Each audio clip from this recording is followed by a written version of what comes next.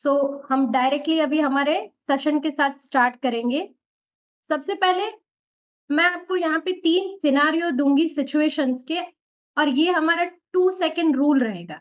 मैं जो भी सिनेरियो आपको दूँगी ना, आपको वो तीनों के तीनों सिनेरियो को वन बाय वन 2 सेकंड में आप वो सिचुएशन में अगर अभी है तो उसका कैसा रिएक्शन होगा आपका?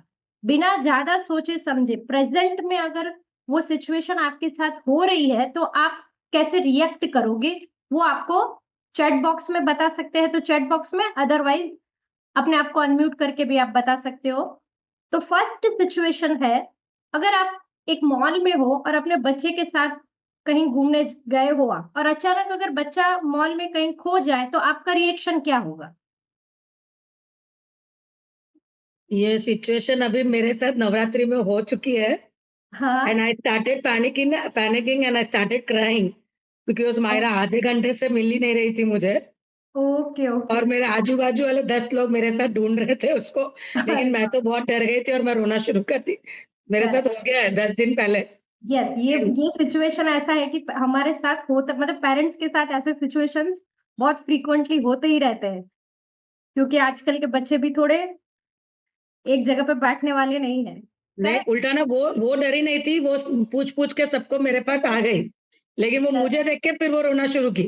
हाँ, क्योंकि उसको भी थोड़ा फिर डर लगा होगा कि बहुत टाइम हुँ। हो गया। Yes, correct. Now second situation है, अगर कोई स्ट्रेंजर आपके पास या आपके बच्चे के पास आके ज़ोर से उसे डाँट दे या उससे रूडली बात करे, तो आपका रिएक्शन क्या होगा? मुझे तो अच्छा नहीं लगेगा। यस, तो आप मतलब शायद उसको कुछ बोल दे या अपने बच्चे को वहाँ से लेके चले जाए, ऐसा कुछ कुछ भी रिएक्शन हो सकता है आपका, करेक्ट?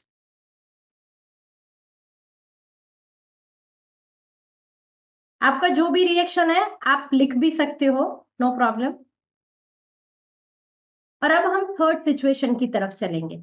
अगर आप एक पार्क में बच्चे को लेके जा रहे हो और बच्चा स्लाइड पे ऊपर चढ़ गया, लेकिन अब वो डर रहा है, वो नीचे नहीं आ सकता और आप भी ऊपर नहीं चढ़ सकते, तो वो सिचुएशन में आप क्या करोगे? आपका रिएक्शन क्या होगा? उसको गाइड करेंगे कि तू धीरे-धीरे नीचे उतर, डर मत। थोड़ा उसको सपोर्ट करके उसको नीचे उतारेंगे, शांत करके जो भी है। Correct, correct, correct.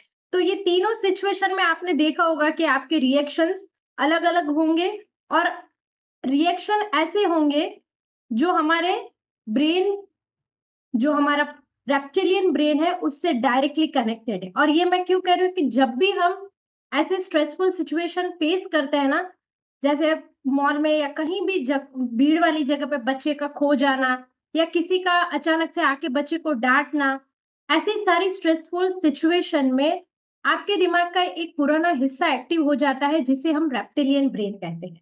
और रेप्टिलियन ब्रेन हमारे ब्रेन के 3 जो मेन पार्ट्स हैं उसमें से सबसे पुराना पार्ट है, जो हमें हमारे एंसेस्टर से मिला है।